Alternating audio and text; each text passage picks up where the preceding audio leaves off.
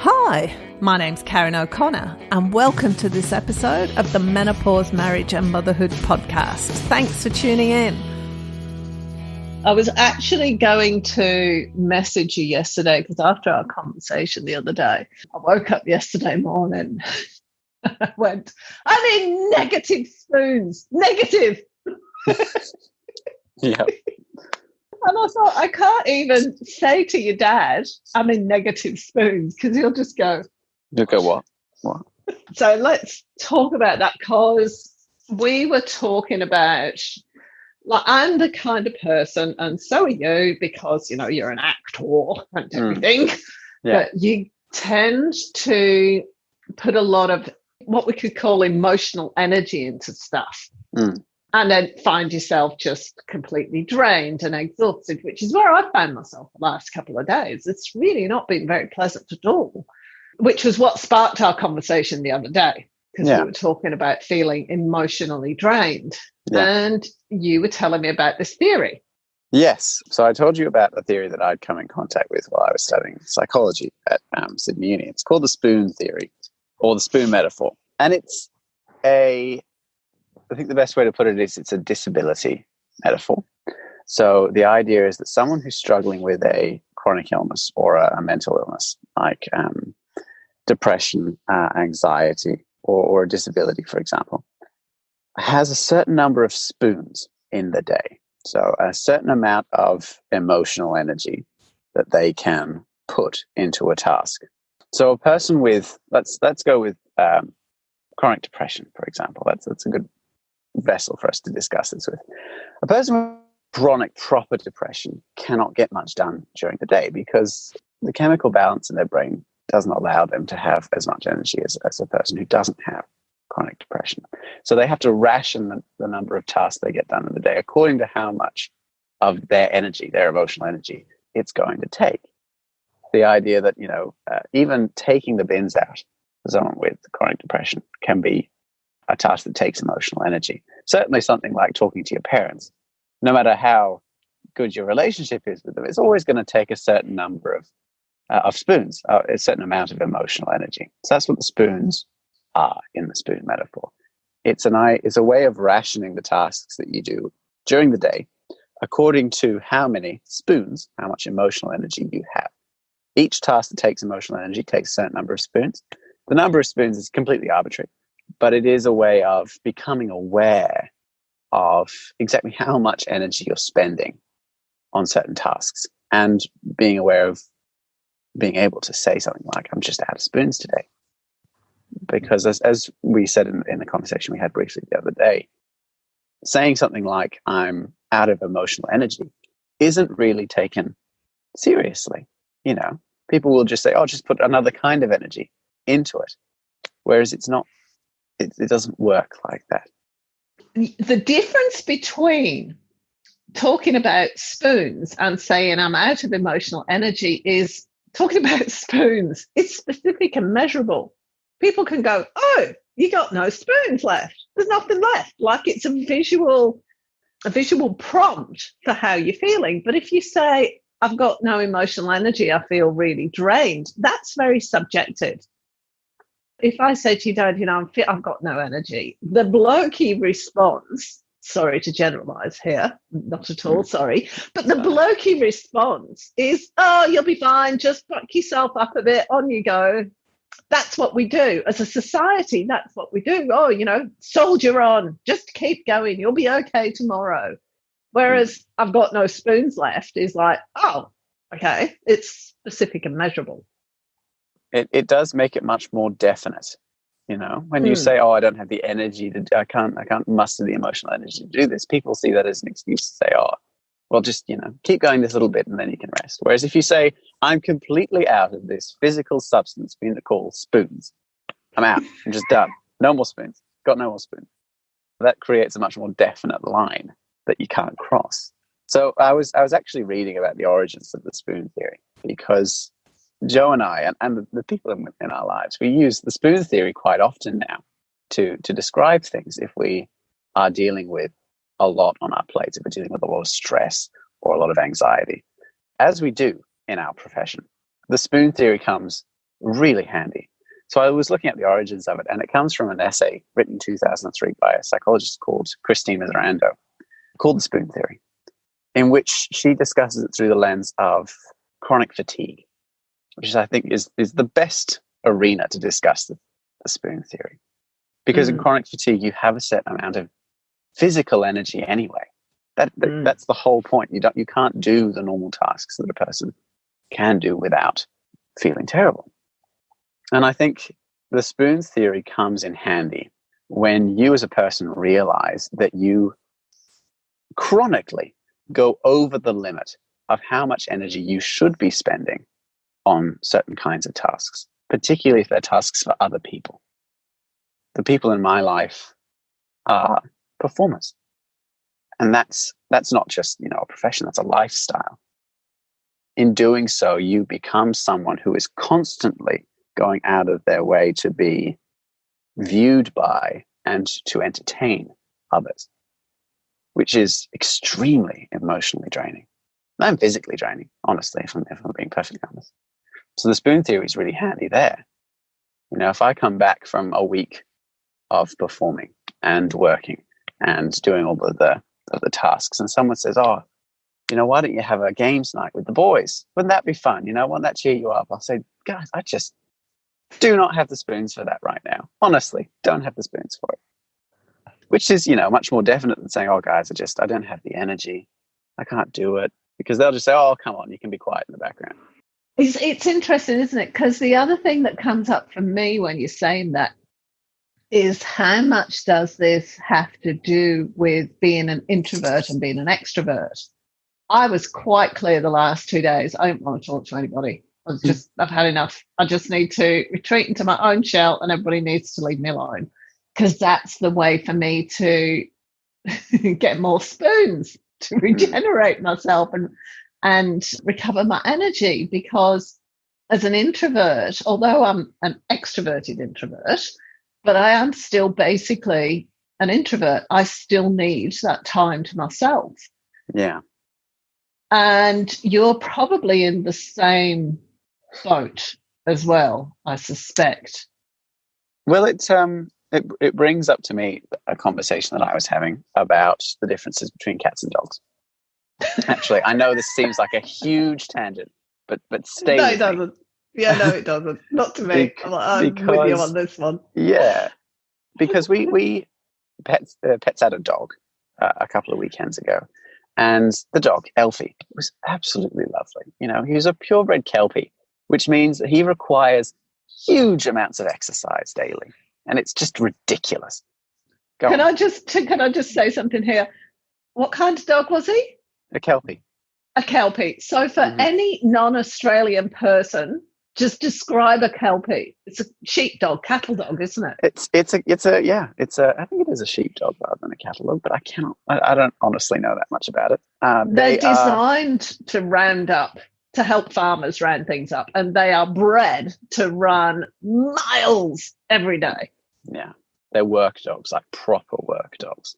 And the result of which is that Elfie, as a dog who is absolutely lovely, is so in tune with the fact that he's constantly needed to give instructions to other people that if you're not paying him any attention, he will just sit and watch you and vibrate until you pay attention to him.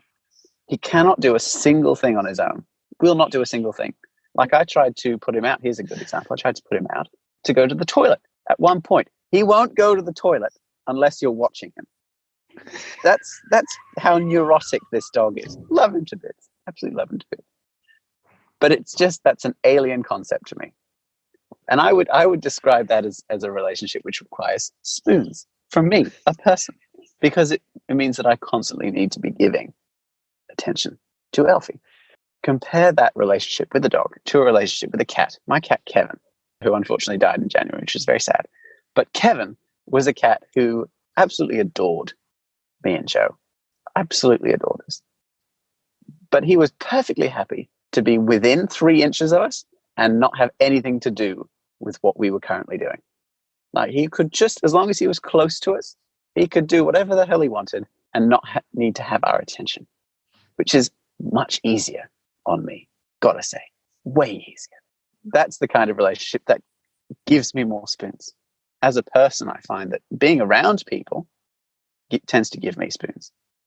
Being around people that require my constant input and energy does the opposite. That was a really roundabout way of answering that question. No, it was good because it was a really good illustration of what we're talking about. To me, I'm thinking about that. It is the difference between cats and dogs, isn't it? Dogs, and dogs are people who are extroverted, more dog lovers. That's what I'm trying to think of. Whereas I've always been really clear, I don't want a dog, don't like dogs. I mean, I do. I kind of love them, but I do find them emotionally exhausting too. Whereas, like you say, cats couldn't give two hoots about you. Feed me. They might want to cuddle every now and then, but they're not dependent on you. No, they don't care. Honestly, you're just, as long as you're nearby, they're all right. And for anyone listening who's offended by the fact that we are suggesting that cats might in some way be superior to dogs, try having a cat, because it changed my life, honestly. Anyway, point is spoon theory. So the spoon theory, in the way that it originally goes, means that you have a certain number of spoons per day. Since then, I've kind of augmented the theory. So one of the augments is that you can regenerate spoons. Obviously, some tasks take spoons, which means that some tasks will give you spoons.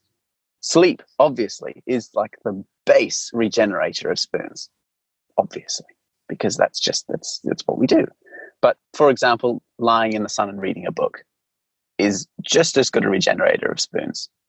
Having a beer and watching the sunset regenerates your spoons. Enjoying a cheese platter with your loved ones regenerates your spoons, unless it's like the whole family, in which case it takes spoons, because I've never heard so many people argue about different types of cheese.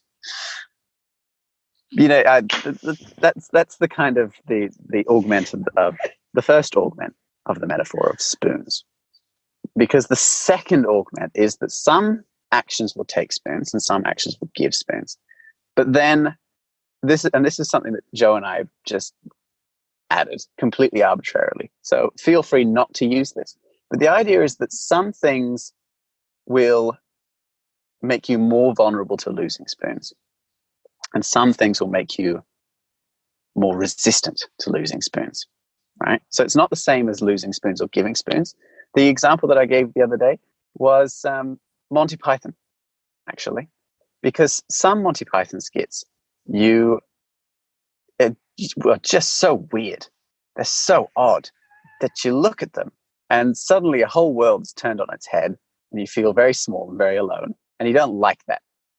It doesn't necessarily take away spoons, but it certainly means that the rest of your day is kind of trembly and vulnerable. So that, as we say, jangles your spoons. On the other hand, if you come across a really, really good Monty Python skit, like Gorn is my favorite Monty Python skit, I'm riding that high all day.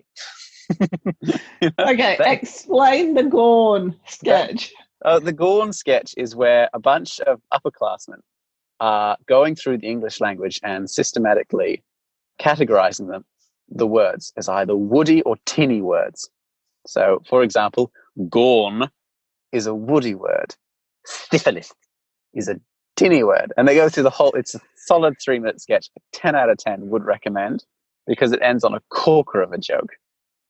It gives me, it does give me spoons. But something that would make you more resistant to losing spoons, I would say, jingles you. So you've got jangles, which is bad, and jingles, which is good.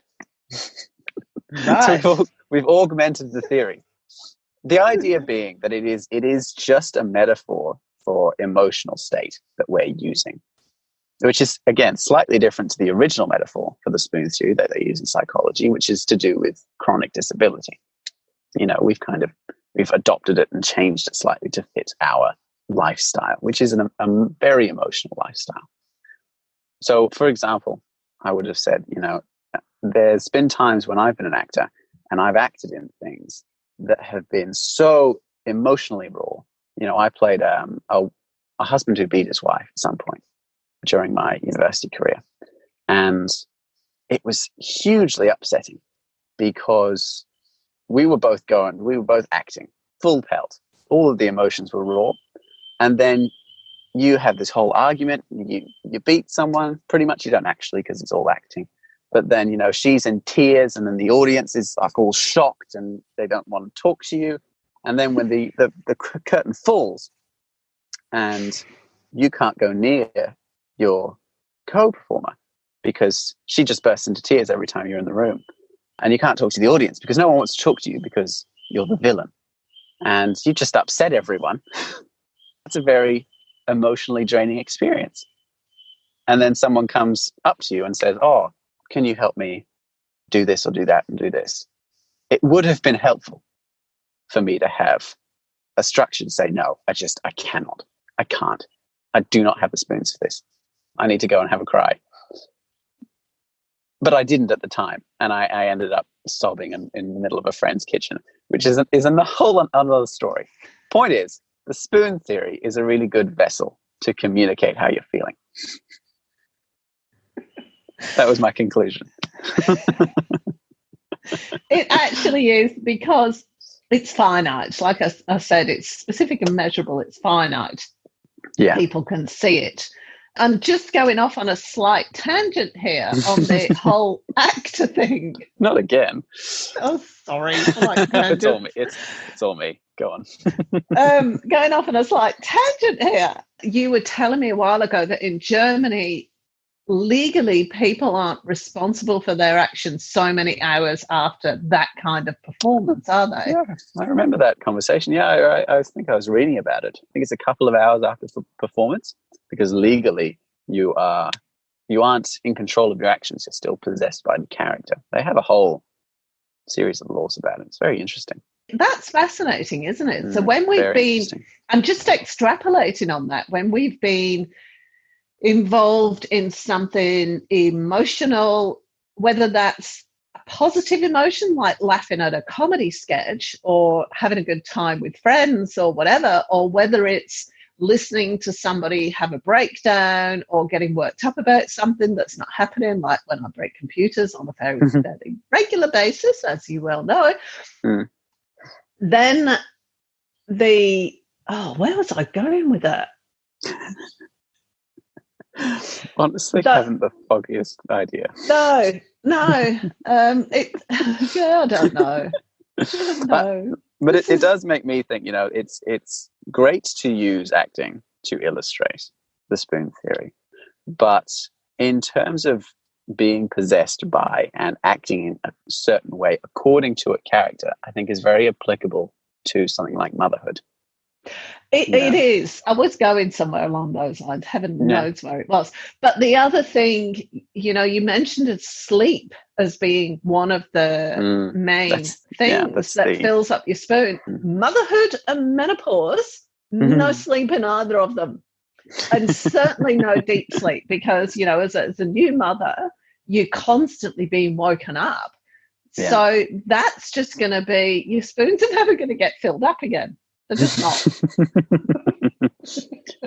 Which is why, you know, in becoming aware of the spoon theory, it's not only a great way to communicate to others how you're feeling. Much more importantly, it makes you aware of what you need to do in order to look after yourself. If you start dividing the tasks that you do into this takes spoons, this gives spoons, you suddenly have the structure to say, okay, I am very low on spoons today. Here's the things that I can do that I know give me spoons. And that hopefully will work. It's just a format to reevaluate the things in your life according to what actually gives you energy and purpose. And it's funny because I've got that new group, and I'm going to plug it here, Menopause, Marriage and Motherhood, on Facebook. And when people join, I was actually doing personal development journaling freebie thing. And one of the exercises in that, and I hadn't related it to spoons, but one of them is to look at your day and really look at what gives you energy and what takes it away and what's neutral. You know, and you've got to put things into the three categories. And I know that over the last few weeks in particular, I've put a lot of energy physical and emotional and everything into getting 4 weeks ahead in my podcast. I'm just going to give like what's going on for me right now. I was 4 weeks ahead of my podcast. I worked 16 hours a day trying to get it done so that I can then just relax and focus on building my group and do other things. And then one of the people who was in two of the podcasts decided that she didn't want the podcast to go out. And it wasn't for a logical reason. It was because she didn't like the way she sounded. Which just, like, I'd spent all that energy. I was like, okay, I can chill now and I can start doing things that I really enjoy doing, because I don't enjoy editing podcasts. It's not my favorite task. And it was like, that's all been for nothing. And I was like, the rest of the energy, I was obviously just holding onto my almost empty spoons. And then when that happened, it was like I just dropped the spoons and there was nothing left. that was kind of how it was, you know. Yeah. There was no filling up my spoons with other things. I just needed to drop the spoons and go to bed for 2 days. Yeah. Because I was literally out of energy.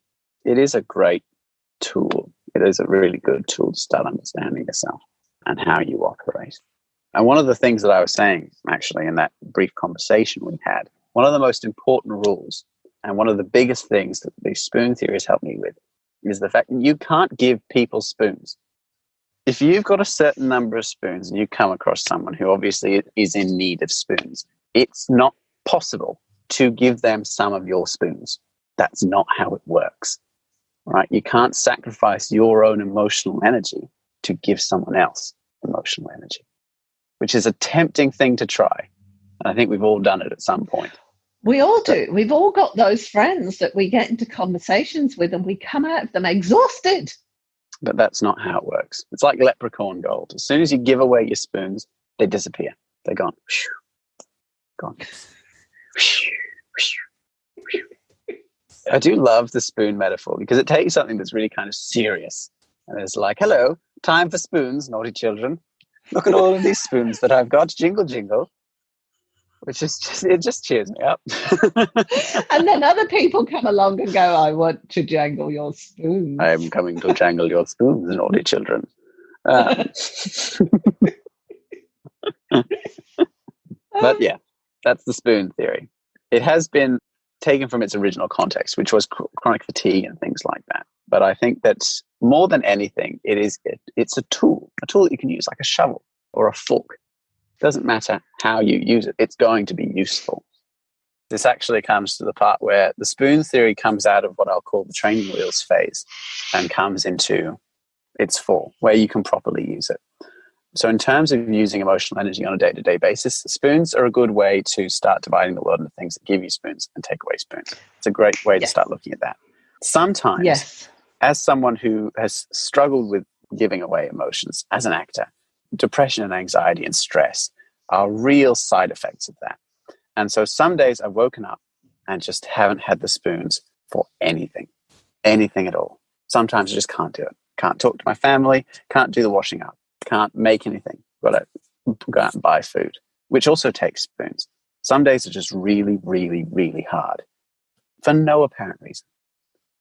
And those are the days where you wake up and you've suddenly got a structure to say, it's just a low spoons day. I just don't have any spoons today. And I need to go jingle some spoons. I need to go jingle some spoons, because then, as someone who's constantly got things on, that gives you the basis to say to the people that you've made plans with, I'm sorry, I can't do today. I just cannot do it. You're not going to blindly go in and hope that you'll feel better. You've got this structure that tells you, no, you've got low spoons. You know this takes spoons. We're going to do some quick maths here. You're in the negative spoons. Don't do that thing. I found it's really helpful for that. As someone who really is a person who tries to please everyone, or at least tries to please my friends, definitely at the cost of my own mental health sometimes. That's when it comes to the fall, is when you wake up and you've got no spoons. All this training has really kind of solidified and you have the structure to deal with it healthily. You can say, okay, I've got no spoons. What can I do? Okay, I'm going to cancel this dinner party, and instead I'm going to read a book in the sun. I'm going to listen to my music while I do the washing up, because washing up takes a spoon, but listening to music gives a spoon. You start kind of balancing these things out. Okay, that's why, because I've always put the music on full blast when I'm doing the housework. Mm-hmm.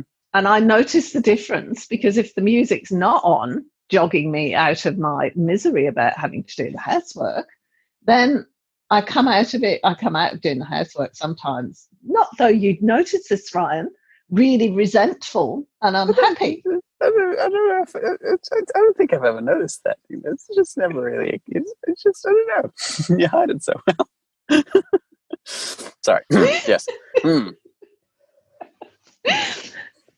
Yeah. But that's when I put some music on and I've got to sing along to it, makes such a difference.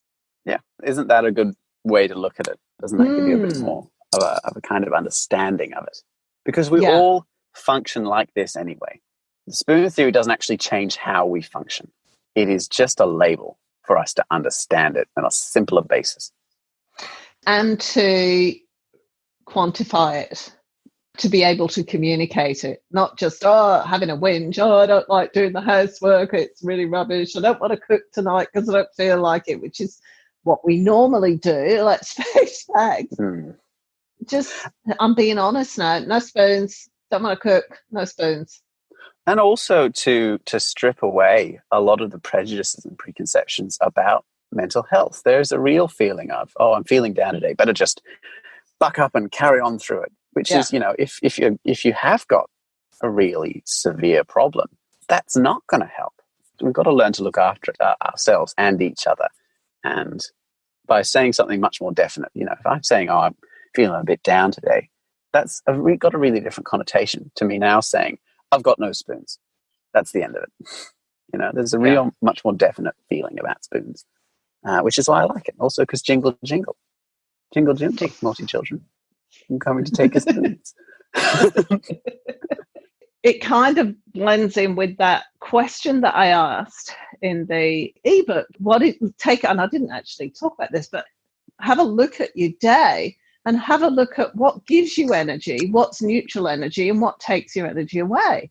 Yeah. And when you're raising kids, most of the stuff takes energy. And that's not a negative thing. It's just that you got to put energy into other people and things that you're doing. And there's not a lot of time left for you actually to put energy back in yourself.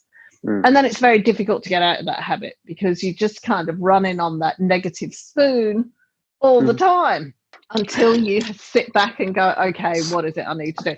And it's actually a really good way of, because I hate all the self-love, self-care. I hate that. No. Like spoons is just way more down to earth. Okay.